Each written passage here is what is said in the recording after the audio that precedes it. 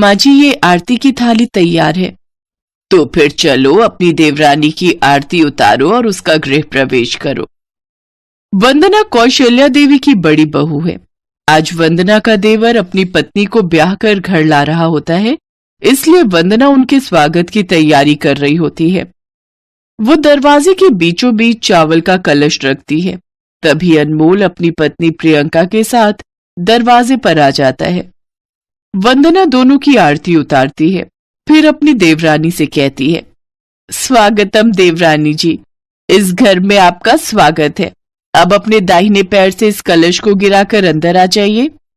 कलश गिराकर प्रियंका अंदर आ जाती है और घूंघट हटाकर कहती है, ओफो, आप कितनी फॉर्मेलिटी कर रही हो, मुझे ये सब ज्यादा पसंद नहीं। अब मुझे बहुत गर्मी लग रही है, जाओ जाकर एसी ऑन करो। और इस घर में नौकरानी से मेरा गृह प्रवेश क्यों करवाया जा रहा है, मेरे तो यही समझ में नहीं आ रहा। ये सुनते ही कौशल्या वंदना के हाथों से आरती की थाली ले लेती है। अरे बहू, ये इस घर की बड़ी बहू और तुम्हारी जेठानी है। खैर छोड़ो, इसका परिचय तुम्हारे लिए ज्यादा मायने नहीं रखता। तुम तो बड़े घर से आई हो, इसलिए मैंने तुम्हारे कमरे में एसी फिट करवा दिया है। अब तुम जाकर अपने कमरे में आराम कर लो। आओ भाभी, मैं आपको कमरे तक ले जाती हूँ। संध्या अपनी छोटी भाभी को उसके कमरे तक लेकर जाती है और कमरे का एसी ऑन कर देती है। उस कमरे को देखकर प्रियंका मुंह बनाते हुए कहती है, कितना छोटा सा कमरा, यहाँ मैं कैसे रहूंगी? भाभी, ये तो हमारे घर का सबसे बड़ा कमरा है, आपको यहाँ कोई परेशानी नहीं होगी। आपको कुछ भी चाहिए हो तो हमें आवाज दे देना। संध्या वहां से चली जाती है। फिर प्रियंका अपने बिस्तर पर बैठ जाती है और आराम करने लगती है, तो दूसरी तरफ कौशल्या अपनी बड़ी बहू की रेल बना देती है। बड़ी बहू, तुम क्या यहाँ खड़े खड़े हम सबका मुंह देख रही हो? जाओ और हम सबके लिए ठंडाई बनाकर लाओ। वंदना रसोई में जाती है और कुछ ही देर में सबके लिए ठंडाई बनाकर लेकर आती है। अब बेचारी वंदना अकेले ही घर के सभी लोगों और रुके हुए मेहमानों के लिए खाना बनाती है, घर की साफ सफाई करती है और बर्तन धोती है। साथ ही अपनी देवरानी के सब नखरे भी उठाती है। जेठानी जी, मेरे सूटकेस से सारे कपड़े निकाल कर अलमारी में लगा दो। वो क्या है ना, बहुत टायर्ड फील कर रही हूँ। वंदना अपनी देवरानी की वो फरमाइश भी पूरी करती है, लेकिन इन सब कामों की भाग दौड़ में वो बुरी तरह थक जाती है और उसकी कमर दर्द करने लगती है। आह, मेरी कमर कितनी दुख रही है, लेकिन अभी तो ये बर्तनों का ढेर धोना भी बाकी है। तभी कौशल्या रसोई में आती है और अपनी बड़ी बहू से कहती है, बड़ी बहू, एक बड़ा सा गिलास भर के दूध गर्म करो और उसमें ढेर सारे ड्राई फ्रूट्स और केसर डालो। वो बड़े घर की लड़की है, अमीरी में पली बड़ी है, उसे यूं गरीबी में रहने की आदत नहीं है। जी माँ जी। कुछ देर बाद वंदना ड्राई फ्रूट्स वाला दूध प्रियंका के लिए ले जाती है। उसे देख प्रियंका उससे कहती है, ओह अच्छा हुआ जेठानी जी आप आ गई। वो मेरे सिर में दर्द हो रहा है तो थोड़ा दबा दो ना। लेकिन देवरानी जी, मुझे तो अभी बर्तन भी धोने हैं और मेरी कमर में भी दर्द है। हाँ तो बाद में धो लेना, और वैसे भी माँ जी ने कहा है कि मैं तुमसे जो मर्जी काम करवा सकती हूँ।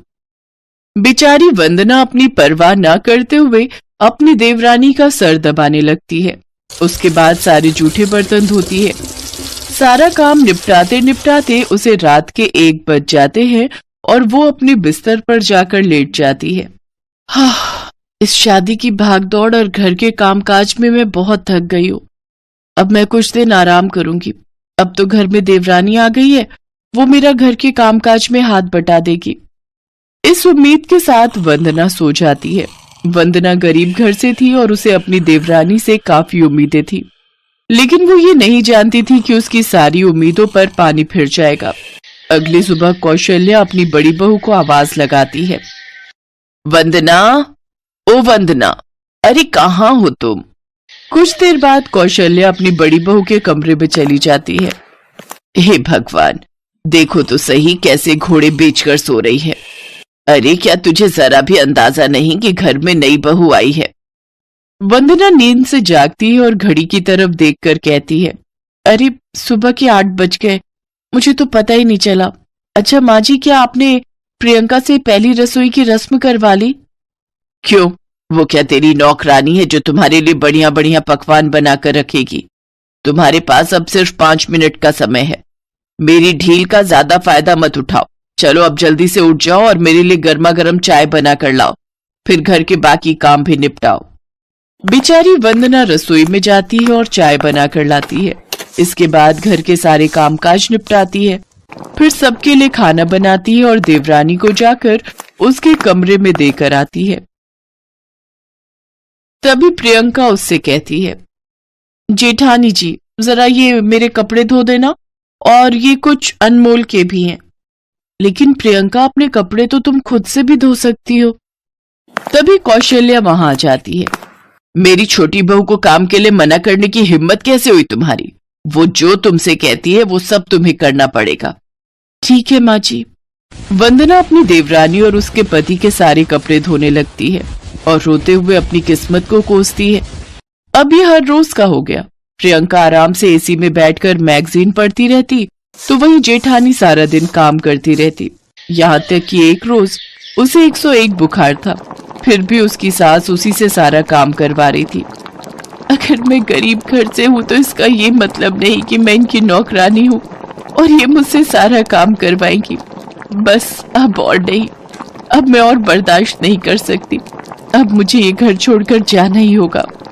बड़ी बहू अपने मायके चली जाती है, लेकिन अब पीछे से कौशल्या की हालत खराब हो जाती है, क्योंकि संध्या तो अपने कॉलेज चली जाती है और प्रियंका घर के किसी काम को हाथ तक नहीं लगाती, जिससे घर के सारे काम की जिम्मेदारियां अकेले सास के कंधों पर ही आ जाती हैं। काम कर करके जब वो थक जाती है तो अपनी छोटी बहू के कमरे में जाकर उससे कहती है, छोटी बहू तुम भी तो मेरे साथ थोड़ा काम करवाओ। आखिर मैं कब तक यूं अकेले में काम करती रहूंगी? माँ जी, ना तो मैंने आज तक कभी अपने मायके में काम किया है और ना ही यहाँ, इसलिए मुझसे नहीं होता ये काम वाम, आप खुद ही देख लो। ये बात सुनकर कौशल्या हैरान रह जाती है और वो अपनी बड़ी बहू को याद करते हुए कहती है, एक मेरी बड़ी बहू थी जिसने मुझे कभी आज तक किसी काम के लिए नहीं बोला। आज मेरी वजह से वो गुस्सा होकर अपने मायके चली गई। मुझे उसके साथ ऐसा व्यवहार नहीं करना चाहिए था। अमीर बहू के चलते मैंने अपनी गरीब बहू को इस घर का नौकर ही बना दिया था। ये सब मेरी ही गलती है, लेकिन अब मैं अपनी इस गलती को सुधारूंगी। कौशल्या अपनी बड़ी बहू के मायके जाकर उसे वापस ले आती है। छोटी बहू को भी अब अपनी गलती का एहसास हो जाता है। अब वो छोटी बहू को भी घर के तौर तरीके और काम सिखाती है। अब दोनों देवरानी जेठानी मिलकर घर की जिम्मेदारियां संभालती हैं।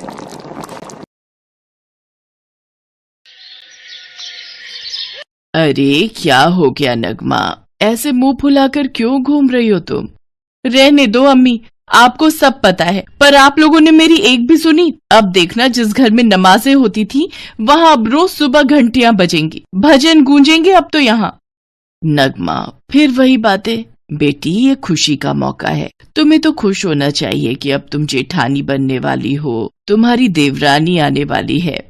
अम्मी, ऐसी खुशी ना। ये कहकर नगमा वहां से चली गई और शबीना उसे देखती रह गई। शबीना के 2 बेटे थे, बड़े का नाम असलम और छोटे का नाम अशरफ था। दोनों भाई जब छोटे थे तभी उनके अब्बा की एक हादसे में मौत हो गई थी। शबीना ने बड़ी मुश्किलों से अपने दोनों बेटों को पाला था। असलम को एक बढ़िया कंपनी में नौकरी मिली तो घर की आर्थिक स्थिति सुधरने लगी। उसके कुछ वक्त बाद ही असलम की शादी नगमा से हो गई और फिर छोटे भाई अशरफ की भी अच्छी नौकरी लग गई। ऑफिस में अशरफ की मुलाकात रसिका से हुई। दोनों पहले अच्छे दोस्त बने और फिर दोनों को एक दूसरे से प्यार हो गया। आज उन्हीं दोनों की शादी का मौका था। शादी के अगले दिन, अरे नगमा, सबके लिए चाय बना लो भाई। अम्मी, सबके लिए चाय अभी भी मैं ही बनाऊंगी। आपने ही तो कहा था कि अब मैं जेठानी हो गई हूँ तो उस रसिका रानी से कहिए ना चाय बनाने के लिए।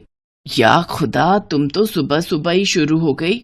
हाँ, सारी गलती मेरी ही तो है। तुम पहले अपना दिमाग ठंडा करो, फिर हम आराम से बात करेंगे, ठीक है? और चाय की चिंता मत करो, वो मैं बना दूंगी। क्यों? आप क्यों बनाएंगी? नई बहू को कहिए ना, वो क्या बस आराम करने के लिए है? या अल्लाह, क्या करूं मैं इसका? अरे कल ही तो शादी करके आई है वो, और मैं उसे आज से काम पर लगा दूं? हाँ हाँ, क्यों कहेंगी आप उसे काम? वो तो आपकी लाडली है ना, और मैं तो बस नौकरानी हूँ।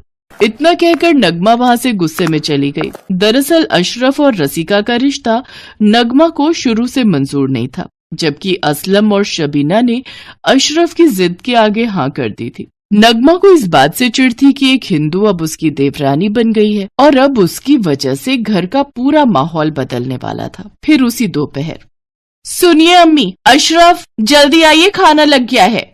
नगमा ने खाने की मेज पर सभी को बुलाया, जहां रसिका पहले से ही बैठी हुई थी। अरे वाह भाभी, क्या बनाया है आज आपने? आज घास फूस बनाई है। मतलब? अब तो इस घर में घास फूस ही बनेगी ना चिकन बन सकेगा और ना ही मछली या मटन। पता नहीं अंडा भी खा सकेंगे या नहीं। भाभी आप परेशान मत हो, मैं अंडा खाती हूँ। और चिकन मटन का क्या? बस करो नगमा, ये क्या कर रही हो? ऐसे बात करते हैं क्या? फिर और कैसे बात करूं मैं, आप ही बता दीजिए। इतना कहकर नगमा वहां से चली गई। हर किसी को नगमा की बात बुरी लगी थी। तभी रसिका ने कहा, मम्मी जी आप फिक्र मत कीजिए, मुझे बुरा नहीं लगा, आप परेशान मत हो, धीरे धीरे सब ठीक हो जाएगा। बेटी नगमा की बातों को दिल से मत लगाना, असल में वो दिल की बहुत अच्छी है, पर पता नहीं अभी ऐसे बर्ताव क्यों कर रही है। अगले दिन जब नगमा उठकर रसोई में गई तो उसने देखा कि रसिका पहले से ही सबके लिए चाय लेकर खड़ी थी। लीजिए भाभी, चाय पी लीजिए। ओह अच्छा, तो अब तुम अच्छी बहू बनने की कोशिश में लग गई। नहीं भाभी, ऐसी कोई बात नहीं है, आप चाय पी के देखो ना, सब लोग कहते हैं कि मैं बड़ी अच्छी चाय बनाती हूँ। मुझे नहीं पी। रसिका नगमा को खुश करने की लगातार कोशिश कर रही थी, लेकिन नगमा थी कि वो मुंह फुलाए ही घूम रही थी। फिर उसी शाम घर के बाहर एक टेम्पो आकर रुका। नगमा उस टेम्पो को देखकर बाहर आई तो उसने देखा कि टेम्पो में लकड़ी का एक बहुत सुंदर मंदिर रखा हुआ था। उसे देखते ही नगमा का गुस्सा और भी बढ़ गया। अम्मी अम्मी इधर आइए, देख रही हो आप अब आपकी नई बहू क्या करने वाली है? अरे क्या हो गया? अब उस रसिका ने अपने लिए मंदिर मंगवाया है। अब हम पठानों के घर में मंदिर सजेगा, जगराता होगा, चौकियां लगाई जाएंगी, भजन कीर्तन होगा। क्या या अल्लाह, बस यही दिन देखने रह गए थे क्या? वो मंदिर मैंने मंगवाया है, रसिका ने नहीं। क्या क्या कहा आपने? वो मंदिर आपने मंगवाया है? पर क्यों अम्मी, ये तो नहीं। माना कि हमारे मजहब में मूर्ति पूजा नहीं होती और ना ही कोई अपने घर में मस्जिद बनवाता है, लेकिन जहाँ से रसिका आई है वहाँ घरों में मंदिर बनवाए जाते हैं, जहाँ भगवान की मूर्ति रखी जाती है और उनकी पूजा की जाती है। अब रसिका खुद तो कुछ कहेगी नहीं, तो मैंने सोचा कि अम्मी मेरी तो कुछ समझ नहीं आ रहा कि आप लोग आखिर उसे इतना सिर क्यों चढ़ा रहे हैं? सिर नहीं चढ़ा रहे हैं, जैसे तुम्हें इस घर में नमाज पढ़ने से कोई नहीं रोक सकता, ऐसे ही रसिका को भी अपनी पूजा करने का पूरा हक है, समझी तुम? नगमा पहले तो सिर्फ रसिका से नाराज थी, लेकिन अब वो अपनी सास से भी गुस्सा हो गई थी। ये सारी बातें रसिका ने सुन ली थी, पर उसे यकीन था कि एक दिन नगमा का गुस्सा जरूर शांत होगा और सब ठीक हो जाएगा। वक्त गुजरता गया। नगमा हर रोज नमाज पढ़ती और रसिका अपना पूजा पाठ किया करती।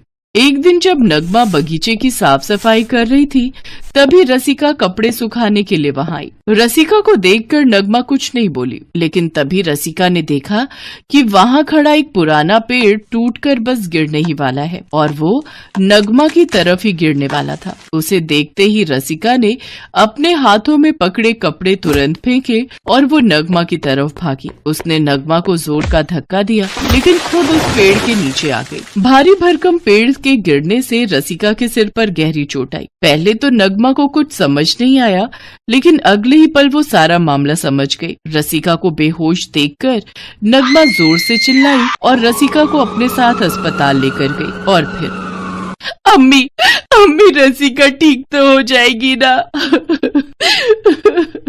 अल्लाह से दुआ करो बेटी, उसके सिर पर बड़ी गहरी चोट आई है। सब मेरी वजह से हुआ है अम्मी, अगर उसे कुछ हो गया तो मैं खुद को माफ नहीं कर पाऊंगी।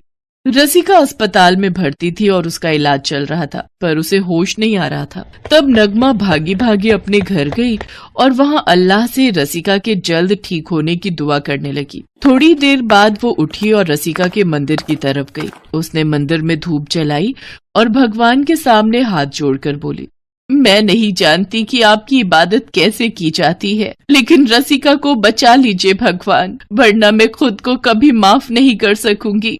नगमा की आंखों में आंसू थे और भगवान ने वाकई नगमा की पुकार सुन ली थी। अस्पताल में रसिका को होश आ गया था और कुछ ही दिनों में वो पूरी तरह ठीक होकर घर वापस आ गई। जब रसिका घर पहुंची तो उसे घर में घुसते ही धूप की सुगंध आई। वो सीधे अपने मंदिर की तरफ गई तो उसने देखा कि नगमा ने मंदिर में धूप जला रखी थी और पूरा मंदिर चमक रहा था और मंदिर के पास ही नगमा आरती की ज्योति जला रही थी। उसे देखकर रसिका की आंखों में खुशी के आंसू आ गए। रसिका को देखकर नगमा ने उसे गले लगाया और खूब रोई। फिर उसी शाम, लो रसिका, चाय पी लो। अरे वाह, आपने तो बहुत अच्छी चाय बनाई है भाभी। पर तुमने तो कहा था कि तुम ज्यादा अच्छी चाय बनाती हो, शाम को मुझे तुम्हारे हाथ की चाय पीनी है। अब सब ठीक था। नगमा ने अपने हाथों से उस दीवार को गिरा दिया था जो उसने खुद अपने और रसिका के बीच खड़ी की थी। अब पूरा घर एक था। नमाज और पूजा पाठ का भेद होते हुए भी दोनों देवरानी जेठानी अब एक दूसरे के लिए बहनों से कम नहीं थी।